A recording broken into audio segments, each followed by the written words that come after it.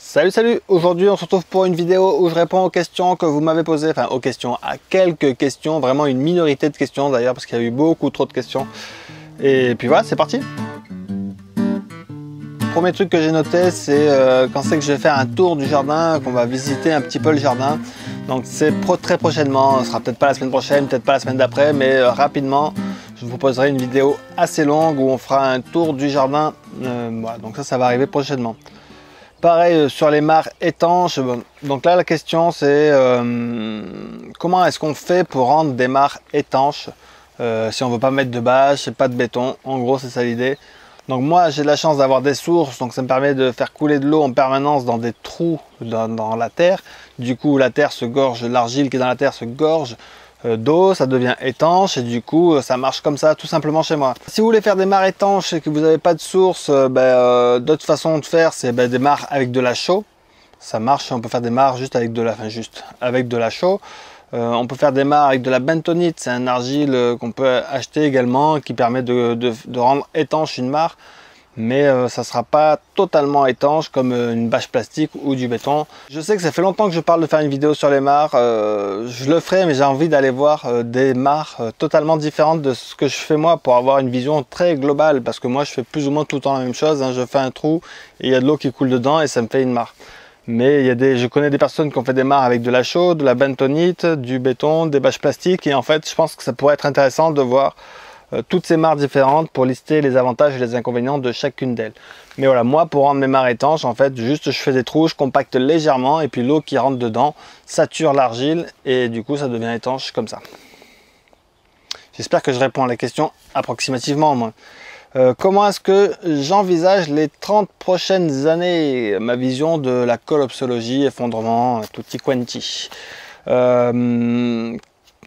Quelle est ma vision? En fait, je suis pas du tout devin, c'est-à-dire que j'en sais pas plus que la plupart d'entre nous, hein, en fait, on a tous une opinion. Moi, je dirais que quand on regarde du côté où ça va pas, on se rend compte que les océans sont pollués, que l'air est pollué, que toutes les eaux sont polluées, il y a du plastique, la biodiversité s'effondre, etc., etc. Donc c'est très déprimant quand on regarde ce côté-là et du coup ça peut donner envie de baisser les bras et d'être défaitiste, hein, juste d'attendre que ça arrive. Et sinon, si on regarde le côté un peu plus optimiste, quand on se lance dans un jardin naturel, permaculture, agroécologie, on se rend compte que la biodiversité revient vite dans nos jardins, qu'on peut produire beaucoup au mètre carré, et qu'il y a de plus en plus de gens qui s'intéressent à ces sujets-là, donc il y a un côté optimiste. Et je pense que cette vision, moi j'ai plutôt tendance à regarder le verre à moitié plein plutôt qu'à moitié vide, parce que quand on regarde le côté optimiste, il me semble, hein, c'est qu'une théorie comme ça qui vaut ce qu'elle vaut, il me semble qu'on est un peu plus dans l'action, qu'on a envie de participer à cette amélioration, on a envie de participer à un monde meilleur, que quand on regarde que le côté négatif, on peut avoir tendance à être défaitiste et dire bon ben voilà c'est fichu, plus qu'à attendre quoi. Donc voilà, en fait j'en sais rien. J'essaye de faire en sorte de m'adapter au pire, c'est-à-dire que je fais en sorte d'être le plus autonome, d'avoir un lieu résilient, de produire ma nourriture et de pouvoir aider mon prochain si c'est dans mes moyens. Donc j'essaye de prévoir le pire, en même temps j'envisage aussi le meilleur, j'essaye de créer un monde meilleur. De participer à être une petite goutte en tout cas. Voilà, donc j'en sais rien du tout, je ne sais pas si notre système il va s'effondrer rapidement ou si ça va encore durer des générations parce que le système il veut tellement se maintenir qu'il est capable de faire des choses assez hallucinantes pour pouvoir se maintenir. Donc j'en sais rien du tout. Question sur l'autonomie alimentaire. Donc la question c'est est-ce que je suis autonome alimentairement et si non, qu'est-ce qu'il me manque? Alors la question, j'ai envie de dire, en fait pour moi ça dépend comment on envisage la chose. Je vais répondre à deux questions en fait là-dedans. Donc si la question c'est est-ce que tout ce que je consomme moi et ma famille provient intégralement de notre jardin, la réponse c'est non. Il y a des choses que l'on consomme et qui ne proviennent pas de nos jardins. Donc là on pourrait dire que non, je ne suis pas autonome. Mais si on regarde si on pose la question différemment, c'est est-ce que ce que produit mes terrains est suffisant pour nourrir notre famille? Là la réponse est oui, on peut totalement vivre en mangeant uniquement ce que nos jardins produisent. Donc oui, on est autonome En fait, si tout autour de moi, tout s'effondrait, que j'étais tout seul sur mes jardins, ma famille et moi pourrions vivre sans problème avec les pommes de terre, les courges, les tomates, les courgettes, les poireaux, enfin, tous les légumes, les fruits, les pommes, les châtaignes. On a des œufs, on a du poisson, on produit énormément de choses. Donc, on pourrait très bien vivre avec juste ces produits-là. Mais de temps en temps, on consomme, enfin régulièrement même, on consomme d'autres choses qui ne sont pas produites sur le terrain. J'espère que ça répond à la question. Donc oui, autonome alimentairement dans le sens où on n'a pas besoin, ce n'est pas une nécessité pour nous que d'aller acheter de la nourriture à l'extérieur. C'est juste une possibilité, une envie, quelque chose que l'on fait sans obligation. Aquaponie, quelle est ma vision de l'aquaponie? Et est-ce que je peux arroser avec, est-ce qu'on peut arroser avec l'eau de son aquarium? Donc aquaponie, avec Norbert Aquaponie, qui a une chaîne sur l'aquaponie, hein, comme son nom l'indique. Je vous mets le lien dans le descriptif de cette vidéo.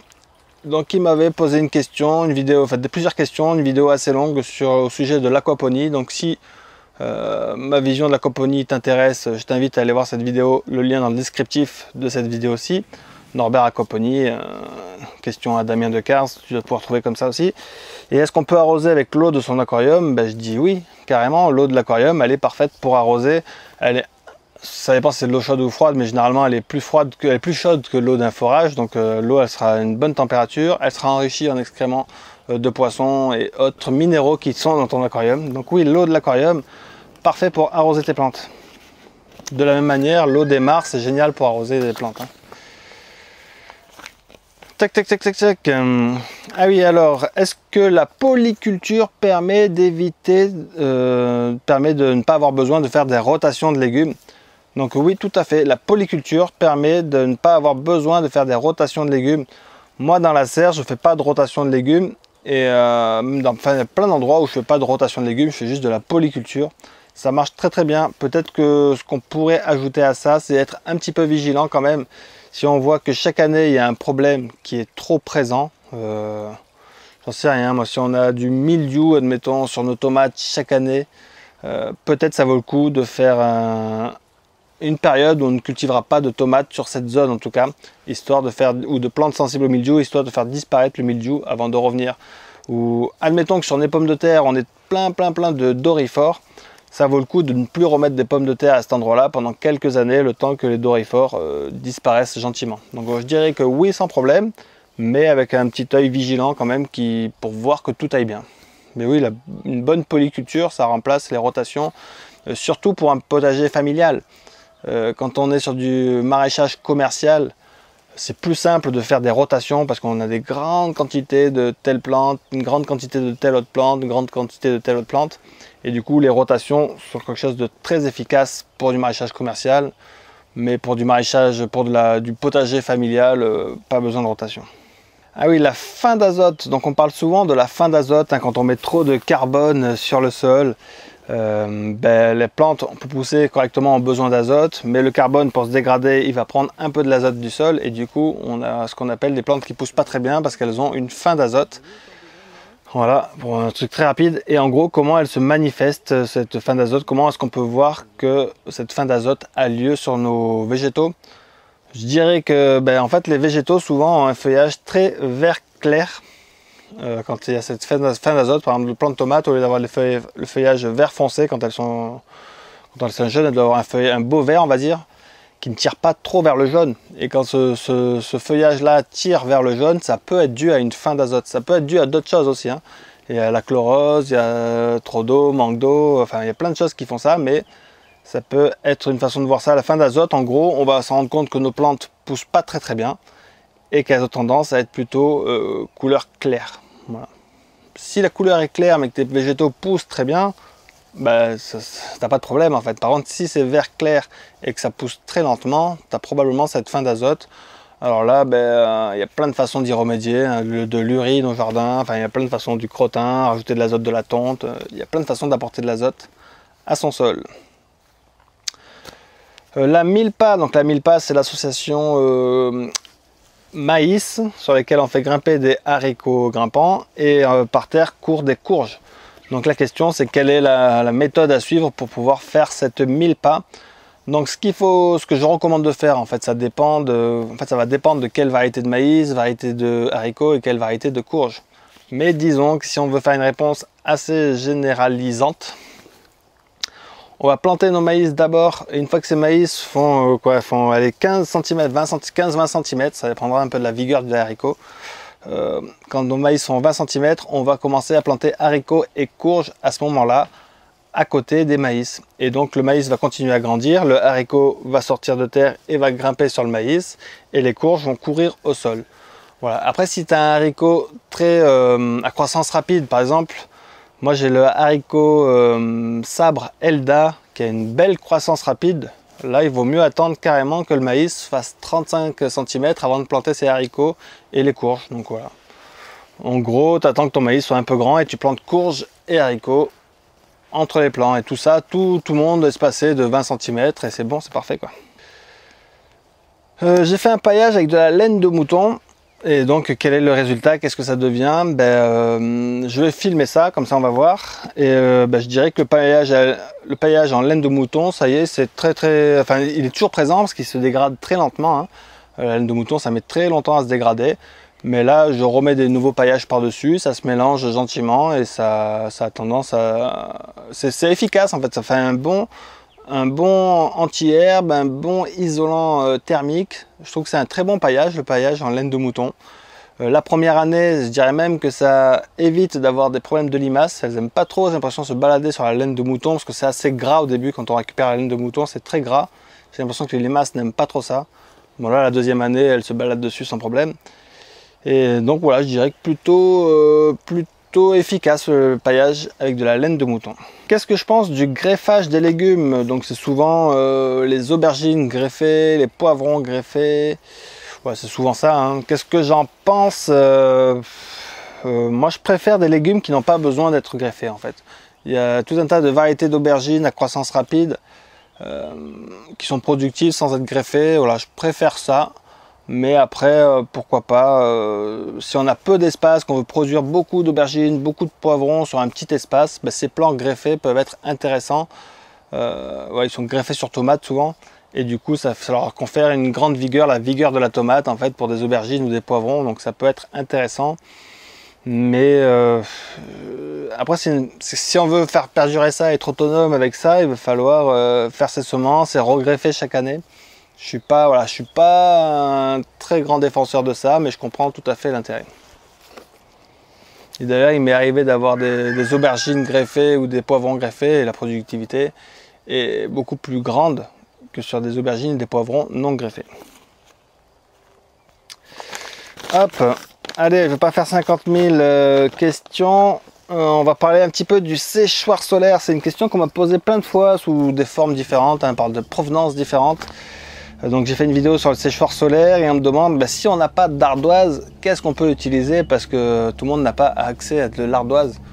Donc moi si j'ai utilisé l'ardoise, c'est juste que j'avais ça. Si j'avais pas eu d'ardoise, j'aurais pris plein d'autres trucs. Je sais pas, ça peut être des tôles en métal.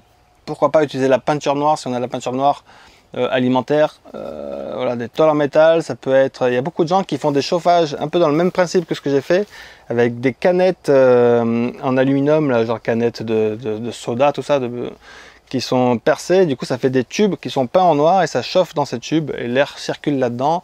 On peut également mettre du carrelage. S'il est noir, c'est encore mieux. En fait, même des tuiles, hein, des tuiles pareil, si c'est pas peint en noir, c'est pas très grave, ça va quand même chauffer. Si on met de la pierre, une tuile derrière une vitre avec une faible épaisseur d'air, ça va chauffer et ça va fonctionner. Après, si on a de la peinture alimentaire noire, c'est encore mieux parce que le noir permet de garder tous les rayons lumineux et de bien chauffer quoi. Mais voilà, tôle en métal, tout ce qu'on peut mettre, il faut expérimenter. Il y a plein de trucs qu'on laisse dehors et on se rend compte que ça devient très chaud au soleil. N'importe quelle pierre qui passe l'après-midi au soleil, elle est bien chaude. Donc voilà, il faut expérimenter. Moi j'avais de la chance d'avoir des ardoises, j'ai mis ça. Sur la culture de la louffa, qu'est-ce que j'ai des conseils? Alors je dirais que la louffa, ça se cultive.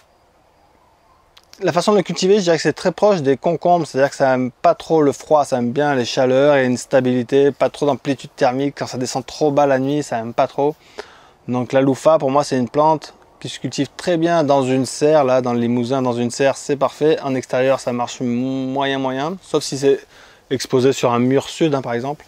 Donc voilà, plus de chaleur qu'une courge classique, on va dire, et ça a tendance à bien aimer grimper. Donc la faire grimper, et ça demande plus de chaleur qu'une courge banale.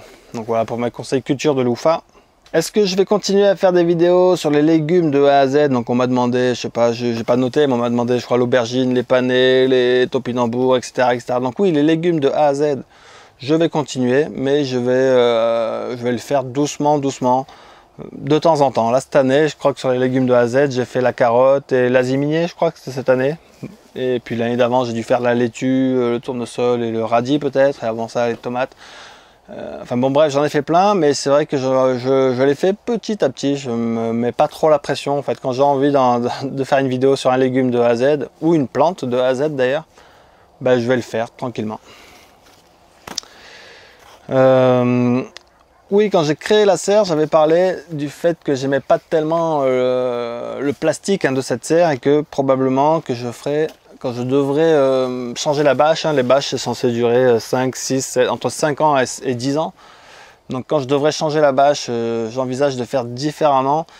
Je suis en train de récupérer des vitres en fait.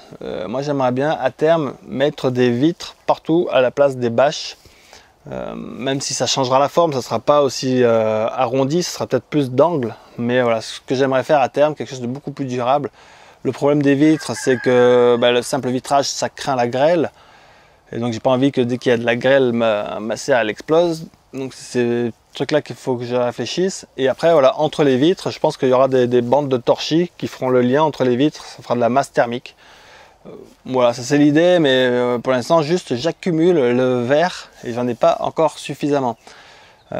Donc c'est pas pour de suite, mais ouais, j'envisage de faire ça en verre étorché. Et je vais terminer avec cette petite question qui est là pour pas faire une vidéo trop longue. Est-ce que j'ai la nostalgie de mon terrain dans le Var? Je dirais que non, plutôt non en fait. Je suis pas tellement du nature à regarder tellement en arrière, à dire ah, c'était bien avant. Je suis plutôt dans une de nature à regarder vers l'avant et de voir sur le futur. Donc de manière générale, je suis pas trop nostalgique. Et puis je pense que c'est plus, je préfère être ici dans le Limousin. Ouais, je préfère ça parce qu'il y a plein de raisons à ça. En fait, le climat est en train de chauffer, sécher, et là il y a plus d'eau tout simplement. La population est plus basse, il y a beaucoup moins de monde, donc moi je trouve ça agréable de vivre entouré de vaches et d'oiseaux avec peu de population humaine. Je trouve ça me convient parfaitement. Même si moi là vous me voyez souvent parler beaucoup dans les vidéos, dans la réalité en fait je suis très silencieux et méditatif, hein. Alors, je vais pas faire une vidéo où on me voit pas parler, ça serait pas hyper intéressant. Donc voilà, je suis très bien dans le Limousin, j'ai pas tellement la nostalgie du Var, même si le Var c'est une très belle région également. Bon ben voilà, je vous remercie beaucoup d'avoir suivi cette petite vidéo, peut-être un peu chelou, j'en sais rien. Il y a plein de questions auxquelles j'ai pas répondu, mais ça va m'inspirer potentiellement des vidéos pour l'avenir. Et puis voilà, je vous remercie beaucoup, je vous souhaite tout le meilleur du monde comme on dit, et à la prochaine. Un immense merci à toutes les personnes qui me soutiennent. Allez, ciao ciao.